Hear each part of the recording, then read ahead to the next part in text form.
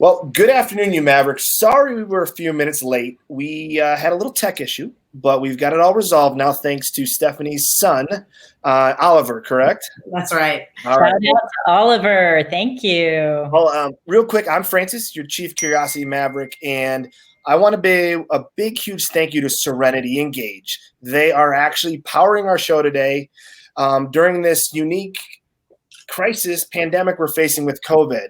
And what Serenity is really doing for us today is they've made a commitment, they've made a pledge, I would say, even stronger, to onboard up to 50 Colorado-based senior living communities to its HIPAA-compliant app for free.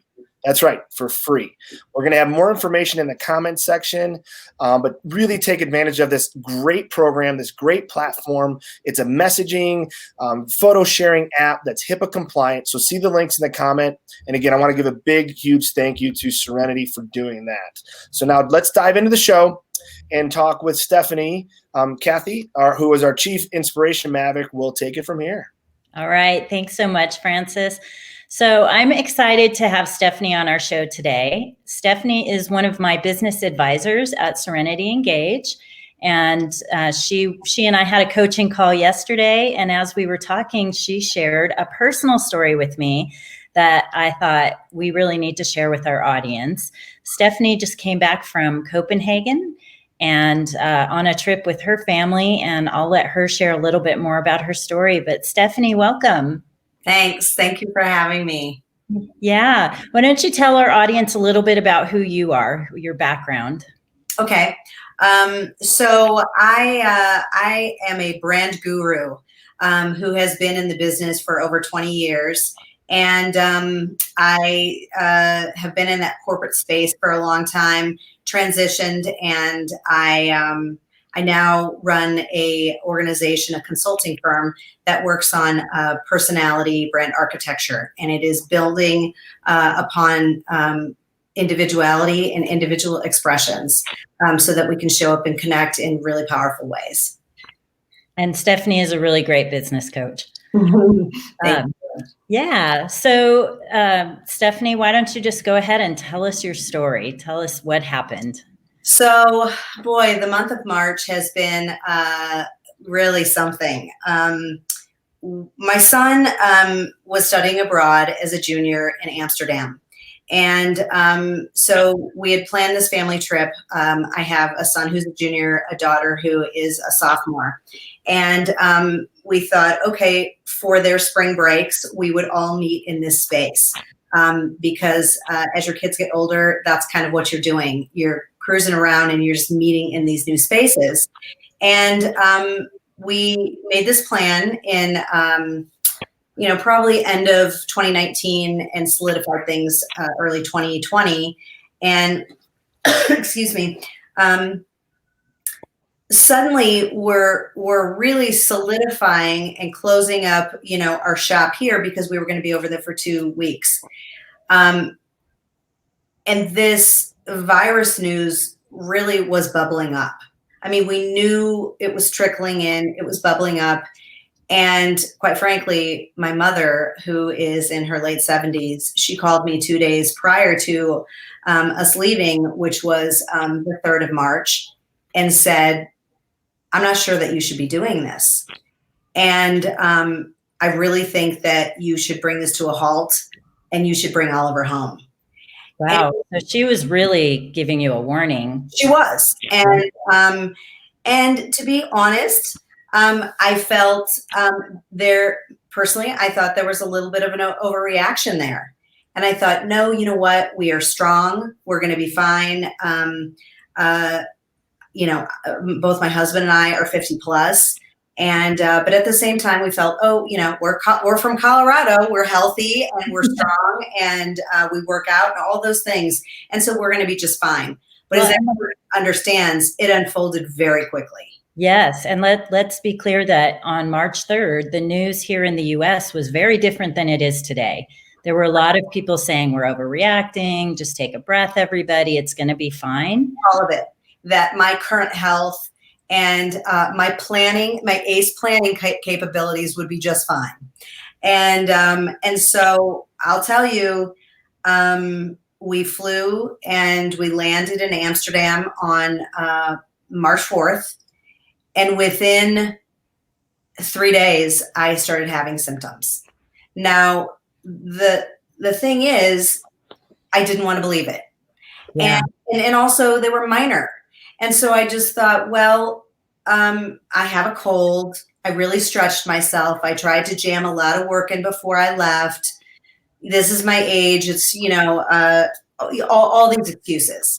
And what symptoms did you have, Stephanie? So the symptoms were, I started to get a little bit of, the tickle in your throat as if you're getting a cold. But I was just really wiped out. At the same time, I wanted to say, oh, this is jet lag, but I knew it wasn't. I really knew it wasn't. And how did you know? Was it intuition? You kind of knew that this was a little different? Well, there is a little bit of intuition happening, but it's also the comparison. Okay, is it a cold? And so then, I'm going through all those cold symptoms. Are these the cold symptoms? And they weren't, because when a cold hits me, a cold hits me. And it was just slow. And I will also say, I'm going to credit my husband a little bit. And you and I talked about this, that as I started sharing these symptoms, my husband in the background, as he had packed like 4 levels of things, meaning Sudafed and, and I mean 3 boxes of everything. So as I turned to him, and I didn't want to share this, but I finally did. I said, I really think I'm getting sick. And he said, oh my gosh, I have all of these things. So I just started taking everything. And I would say that worked for about 2 days. And then come Saturday, the day that we were supposed to then fly to Copenhagen, I was really slammed. And again, now I'm in this space of, okay, I'm still not feeling cold symptoms. Okay. I'm not feeling that I have this intense congestion in my head. It's not that way. It is, I started feeling the all over body aches, and I started feeling it in my chest. And, but I still didn't want to say to myself, this is the virus. Can we talk for a minute about the chest symptoms? Yeah. So we talked about that a little bit yesterday. We hear the shortness of breath. And for me, when I first heard that, I thought, that means I can't breathe. I can't get air. Right. But really what I'm learning is it's different. It can be that, but it can also be tightness in your chest. Yeah. It can also be you're doing something and you're suddenly out of breath when you normally wouldn't be. So you kind of feel like, ooh, am I out of shape? Yeah. That feeling, right? What was it for you? So for me, it was, I literally felt my lungs inflamed. Oh, wow. They felt inflamed, and they do now. And so I could feel that. So it was this all over body ache happening, but they felt inflamed, and I could feel it turning up by the hour. And so we flew to Copenhagen, and I thought, well, once I get there, we're going to have a space that I can just park myself. And if I park myself, this is going to get better. Or, this has just been a taxing week. And because, of course, when you land, you still want to take in what you want to take in if you're on a vacation as much as you can. And seeing my son, who I haven't seen in several months. So we land and I park myself. But again, it was the all over body ache, but it was the lungs that it kept getting inflamed. And it was scary. It was scary. And this is barely a week in, right? To your trip? That's right. Okay. So I landed on the 3rd. And so this was the 8th. Okay. Sunday the 8th. So did it come on pretty quick, or did it just feel like it was ramping up over time or heating up? It's interesting because those first couple of days I felt I think I told myself this can't be it because I should have been slammed with it. Yeah. And so there were kind of these, 2 quiet days, and it was that third day that it hit me, and then the fourth day was scary. The fourth day was scary. Okay. And you were still in Amsterdam at that time? No, You were in Copenhagen. Yeah, Okay. that's right. That's right. Do you feel like you had any symptoms before you left? No, absolutely. So it must have, yeah. So it was a pretty quick thing. Yeah, not. Okay. No, nothing. All right. So tell us how your family fared. Did they get symptoms while you were there? So they didn't. And, we were actually in a space, I will say, once in Copenhagen, we had a space that we were kind of able to quarantine me. And we began to have that conversation that let's keep mom separate. And so we did. And we tried, and once we went back to Amsterdam a couple days later, we did the same thing. We had separate rooms. My son was still in his student housing. And so we tried, all of a sudden we said, okay, we kind of grounded ourselves in the space, and we started communicating, okay, we don't want to overreact, but we want to be smart. Right. And so let's stay separate. Let's become pretty vigilant, washing our hands. And I wasn't allowed to touch anything. And so, that became our new normal, or that became the routine. And I also just, I really didn't start my day until noon, and it was a very limited day. And I just kind of tried to listen to my energy. My husband had, given me the things that he brought with, but he also went out and he found some things that he thought would be helpful for me. And I was just pounding those things every couple of hours. And so in which case, based on that, for me, that began to make a difference. Now, I felt a little bit better, but then I would take a nosedive. And so then I really felt like, okay. And then at the same time, we're also beginning to listen. So now it's probably, now it's been a full week, and my kids, they were going to stay there, and they actually had plans to go to Dublin for St. Patrick's Day. And suddenly we were hitting the brakes. I mean, I'm trying to listen to me and how I'm feeling, but also it's time to cancel all these things, quickly rearrange, and decide, how we're going to get everyone home. Yeah. So what was the news? Can I jump in real quick? Sorry. Quick. I want to stress something. You said your kids did not exhibit any symptoms, right? They didn't. So that's what I want to say. The importance of quarantining is so important. I just really wanted to hit that point home, because even in close proximity, when you quarantined yourself, you did a great job to prevent the spread to your own family. And that's really something I really want to highlight is, look, it works, even in the same house or same living situation. So please, everyone, be responsible. Really listen to that social distancing and the quarantine, because it works even when you're in close proximities like your family was in Copenhagen.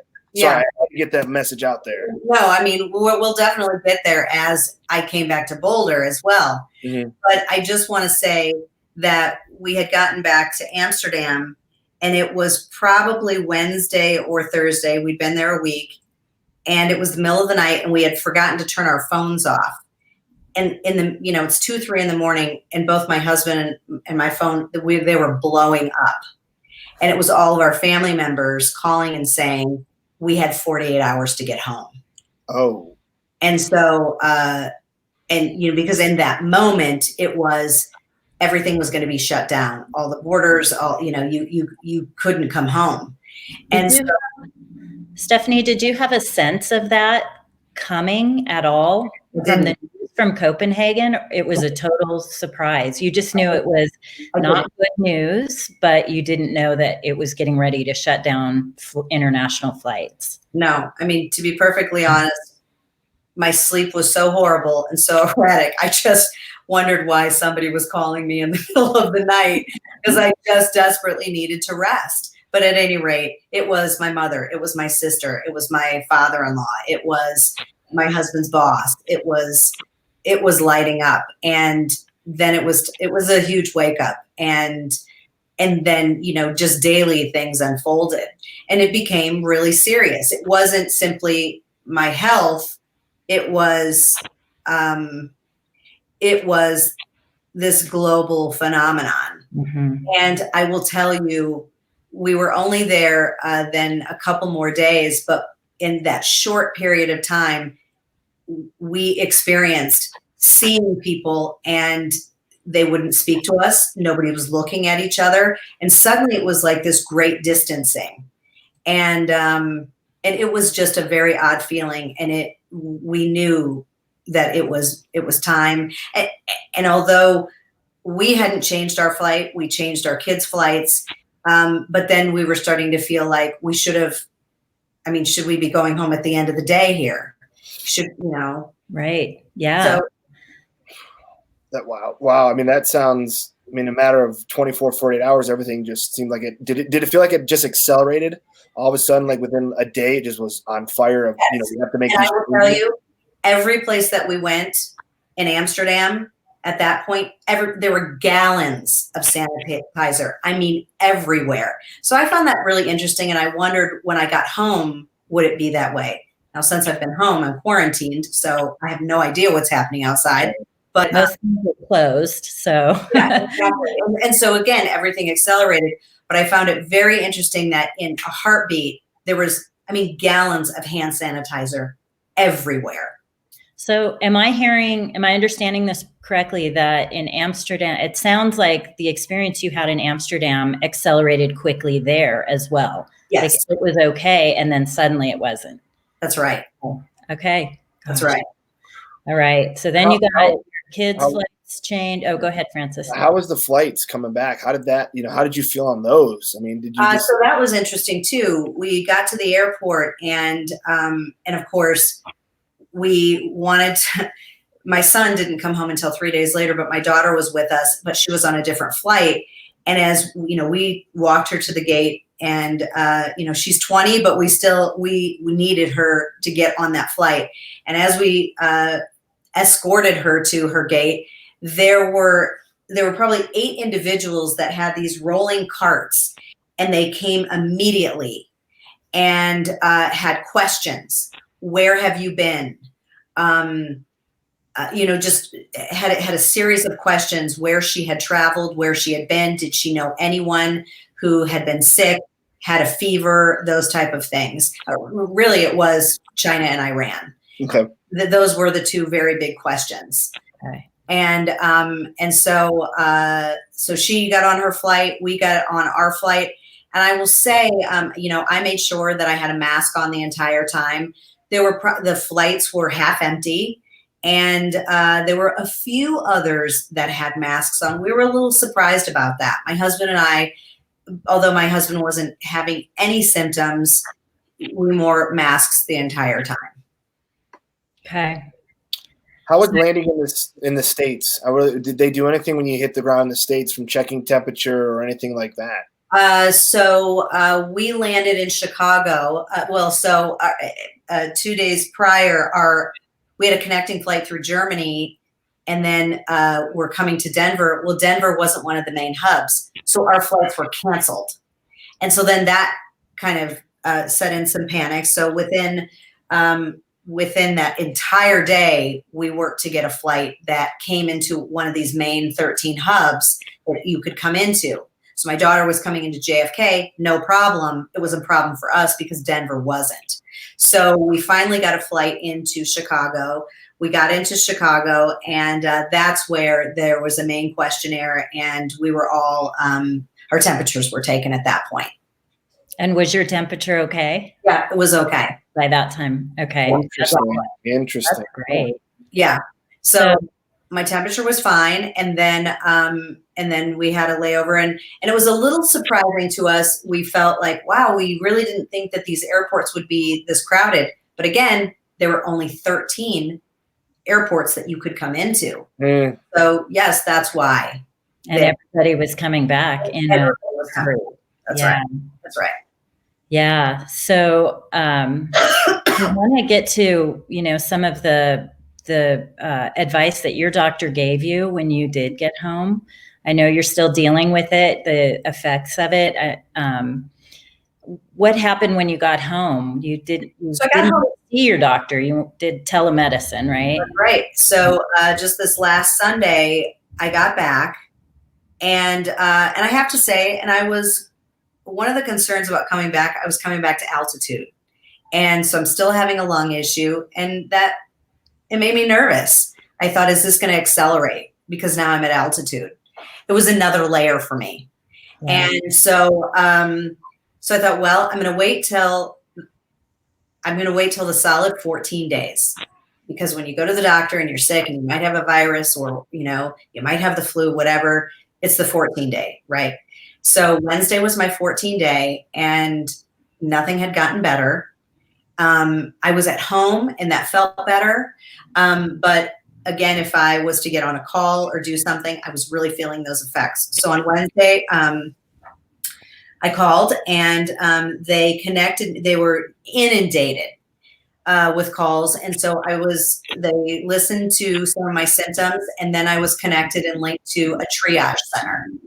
And so I spoke to so someone called me back within an hour and a half, and I was able to speak to a nurse, and he just walked through my story, and then actually put me on hold and consulted a bit with a whole group of nurses in the triage center, and said, okay, we want to get you on an online call with your physician.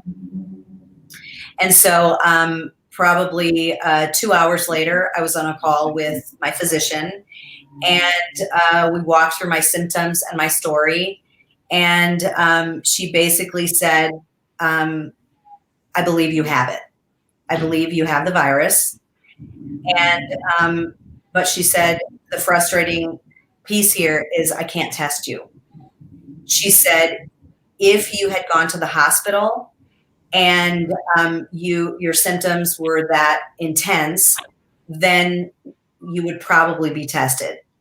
If you go to an urgent care, you may sit there, but they will not be able to test you because they do not have the test. So she said, every day they tell me that every day is a new day, and that there's a possibility that we will have this. But she said there are so many components and pieces and parts, we just don't have them. And so then we kind of walked through that. And so, my concern was twofold. My concern, number one, was that I wasn't feeling like it was still up and down. And I was still having difficulty, going up, and every time I went up the stairs, I had to sit down. And any set of stairs, any long conversation was very difficult. And so my concern for me was that pneumonia would set in. And so if there's anything that I could do. Big worry for people, just to be clear for our audience, that's one of the big worries, is that it becomes pneumonia. Right. And so anything I could do to avoid that step, I wanted to be able to do that. But then the second piece was, then it was truly feeling for me, okay, I have a family of 4 now. We're all about to come together. I do have 2 kids that are 20 and 21. And, there's just this whole quad that, okay, we need to really shine a light on this. And can we get tested? And I had taken a deep dive into every piece of news element that I could. And I just really thought it was important that we find out, because we had been on planes. We had been to different countries. My son previously, I will say this, he had been to Italy. Now, when I got to Amsterdam, we counted the days. He had been there 20 days prior. He had also been to Spain. But I thought, well, so again, I understood that 14 days was enough. When I shared that story, my physician said, actually, we're now in the span of time that it's 21 days. Yeah. It would have been him. Wow. It could, but she said at the same time, when you're in the airport and you were in the airport at exactly the time when everyone is coming from those countries. So Right. it's hard to say, but it just so many. It could have, and that's the hard part is even with the contact tracing, it could have been so many people that you came in contact with that you don't even know. You walked by them, you touched something they touched. But the most important thing for me was the pneumonia piece. Also, my entire family, although the quarantining piece, I needed to know so that we could be uber vigilant. Yeah. And so when you spoke with your doctor, she didn't have much else she could offer you other than treat the symptoms, but she did give you some advice around obviously washing hands and the use of gloves. I thought this was interesting. So yeah. She said, well, so initially only my husband was here. My son wasn't back. My daughter wasn't back. And so my husband was my foot soldier. We had nothing in the house. We've been gone 2 weeks. And she said, I don't want your husband going out anymore. Okay. He needs to stay in the home. He said, she knows my children. And so she said, once Oliver comes home, Oliver was first, Violet was second. Once Oliver comes home, he's the only one that can go out, but he must wear gloves. Okay. So no matter what he's touching in that store, he needs to wear gloves. Right now, gloves is the most powerful things for us because we don't all have masks. Okay. And the reason for the gloves for Oliver, who was not symptomatic, is so that he didn't spread the virus? Well, kind of twofold, so that if he had it, he wouldn't be spreading it. But also, if she also wanted me quarantined in my house. So if he was picking it up outside, he would have those gloves on. He could come home, take the gloves off. I see. And he's now the person in the kitchen. My husband's the person in the kitchen. I'm not allowed in the kitchen. Gotcha. There are 2 rooms in the house that I'm allowed in still. And so that is our new protocol. And so for me, she said, and again, there's so much information, this idea of, okay, you're quarantined and you're here for 2 weeks. She really said, it may be 2 weeks, it may be longer until you are finished with all of your symptoms. You need to wait once you get to that space, then it's 72 hours and then you can move about. And wow. And so I found that interesting as well. This is really great. And Cheryl is just commenting that she wore gloves yesterday and a mask to the grocery store and was stared at and laughed at.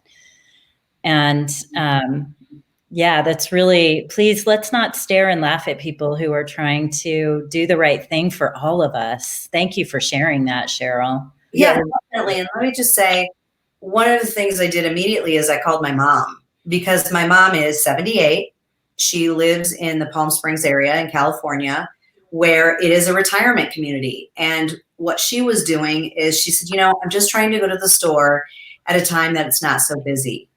And I said, Mom, again, the biggest piece I found from my physician was wear those gloves. And I said, Mom, do you have gloves? And she said, I do. But she said, nobody else is wearing them. And I said, look, first of all, I said, I really think you should be staying at home. But if you need to go out, the gloves seem to be really important. And, if someone's going to look at you sideways, so be it. Right now, you really have to focus on your health and you have to be as smart as you can. So she has committed that she's going to do that. And also that she has a couple people around her who have said to her, hey, look, I'm here for you. And I think she has, there's that piece of independence that you don't want to give that independence up, right? And but it's temporary. Okay. So lean on those individuals, find a park that you can go to, find a drive-through that you can go to if you still want to do that, for a quick meal. But this is temporary, but super important. Yeah. And a great time to be leaning on people who are offering. And Yeah. gloves, are they latex gloves, winter gloves? What's the recommendation? Did they say? So, she didn't say, and I have to say, when my daughter came home, she came home Wednesday night, and which is a whole nother story, but she didn't have latex gloves. She had been at my sister's, and my sister gave her some light winter gloves, and she also had a mask, and we sort of just felt like it was better than nothing. Mm-hmm. And I'm sure it was probably a bit of an oddity, but my daughter being 20, she had lived through this for 2 weeks, and she thought, I'm wearing the gloves, and she wore them. We will reach out and find out what the right protocol is. But I would encourage people, use what you have. At least it's better than nothing right now until we get that answer. And we'll post it in our comments when we do get that answer. So just to have some of the fun in this, you and your family are a little bit musical maybe, and are doing some fun things. We are. So when we finally all got back together, about a day. So my daughter finally got back Friday night. So we are this way. So Saturday we had our family meeting, and we said, okay, we're here on lockdown for some time, and what are we going to do with this? How are we going to manage this time together? And one of the things that we decided was my husband, my son, and my daughter are quite musical. They're performers. And so we decided that we would, it's a bit of a surprise, so I don't want to give it all up, but we are pulling together some music, some contemporary music, some classic rock music, and we're putting together some music videos that we're going to. Oh, that's awesome. Yeah. That's awesome. Yeah. So that is to come. And it's, I have to say, there are things that we're being vigilant with. We all have to show up in different ways in our home. Okay. And so, but at the same time, we have to have some fun. And, so we're trying to show up with some creativity and some fun, and that feels right for us. So that's what we're doing. That's great. And so fun. So wonderfully exciting. Rachel Dort here is reminding people that there are special hours for older adults to shop in our stores. This in particular, you're in Omaha, it sounds like. So hi to Omaha. In Colorado, we have the same thing, and I'm sure most states are really implementing that now. So thank you, Rachel. And Cheryl, who works in the medical field, also mentions it should be rubber or latex gloves. So you can go get some of those. I think that's really important that we pay attention to that. And I want to say with those are really important for our healthcare professionals, for that personal protective equipment. So don't overbuy. Be really, really smart. Leave the PPE or that personal protective equipment for the healthcare professionals that are on the front lines, because we can't afford them to get sick. If they go down, we lose our first line, our front line people, who I want to give a big thank you to all of them out there that are doing that. Yes, everyone, the doctors. My cousin is a nurse in Rochester in the rheumatology department, and she will likely be pulled pretty soon here and is not trained. And it's one of the things that nurses are so good at, and all the medical professionals are so good at jumping in and doing what they need to do, even if they haven't been trained. They're trained in how to care for people. And so thank you to all of you who are out there doing that. And thank you to all the people who are being good neighbors and offering their services. Stephanie, before I ask you my final question, I do want to also touch on another thing your doctor said. When you have gotten through this and you're completely through, then you are most likely immune, and you can be a good foot soldier out there helping other people without worry. Is that correct? Yeah. So one of the things she said is, although we don't have a test right now, she said, I want you to know that you are on the list, and when those tests become available, we want to test you. And the reason that we want to test you is because we need people who have been exposed. We need people who have been exposed and come through it so that they can then get out there and be our foot soldiers and do whatever you can to help out, because we need that. And so, and again, without the test, we can't know for sure. And we're still having that conversation internally here. Like, are we sure this isn't a cold? Are we sure it isn't a flu? We just don't know for sure. And so we're kind of in this limbo space. But when we have that and when we know, then we can go out and be helpful. That's good to know. So I will wrap up here with my question that we're asking people. What would you like to see change in the world in the next 12 months based on the circumstances that we're dealing with today? I mean, I feel like I've felt this in the past myself. And I know some people talk about this, but because I experienced this overseas and then came back and continued to experience it, I just think this is such a message of how interconnected we really are. And from the standpoint that it is such this global phenomenon. And, you know, we talked about this. I don't know how I could have gotten this. I mean, you know, obviously there's several possibilities, but and so quickly how it has affected all of us. So there's this interconnectedness that I think it's important to know that we are all tied together. And in some ways it has been in a frustrating way, but it can also, a lot of good can come out of it. And I just think that then when we're given the opportunity to decide how, I mean, there's so much stress that comes with this. And if we think about, if we sort of educate ourselves, you know, we have to read all of this tough news that's coming through so quickly. But if we can step aside and think about, okay, how can I individually step up and help? Because this is affecting everybody.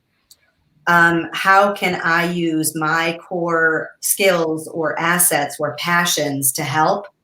Then that's going to help somebody else, but it's also going to make me feel better and be meaningful for me too. So I think those two things, just that, you know, that we are all interconnected. And if we know that, and if we help out, it's going to solve things that much quicker. And just showing up with our personal gifts. That's really great. Thank you for that, Stephanie. And thank you for your time today. Thank your family for letting you share the story of the whole family. And really thank you for self-isolating and keeping you and your family safe while keeping everybody else safe. We will look forward to your family video. And when you have that out there, we'll put it in the show notes here. We'll also put your website in the show notes. So if anyone wants to reach out to Stephanie, you can do that. Mm-hmm. And thank you so much, everyone. Have a fantastic day. Thank you. Stay safe and yeah, take care, everyone. Take care of yourself. So again, Stephanie, thank you so much. I appreciate you sharing it, because I think hopefully we can learn a lot from your experiences to really help, you know, show the importance of social distancing and self-isolation. Like, we have to all do our part here. Yeah. So thank you. Have a great rest of your Sunday, and I hope you continue to feel better. Thank you. Bye, everybody. Thanks for joining us.